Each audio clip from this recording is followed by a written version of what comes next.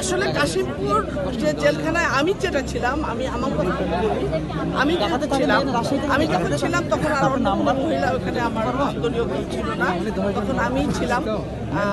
তো আমি যেটুকু জানি যে ওটা জেল ছিল না, ওটাকে মানে ওই যে হিটলারের টর্চার সেল বলে না, ওইটাই ছিল, ওইভাবেই রাখা হয়েছিল, ওইভাবেই আমরা ছিলাম। আমার কাকা আবার মারা গেছে। তো এগুলা পুরানো কথা বলতে চাই না, কারণ আজকে আল্লাহ তাআলা শেখ হাসিনাকে শাস্তি দিয়েছে, এটাই আমাদের কাছে লাখ লাখ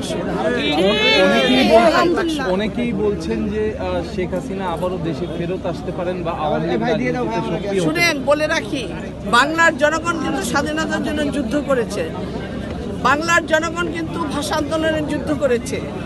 শেখ হাসিনা আবার এদেশে আসবে, ও যে বলে, এই সাহসটুকু পায় কোথা থেকে? ও তো পালিয়ে গিয়েছে, ও এখানে বর্ডার ক্রস করার সাথে সাথে ওরা পালিয়েই মানুষ মেরে ফেলবে। ও দেশ পর্যন্ত আসতে হবে না, দেশের চেহারা দেখতে হবে না।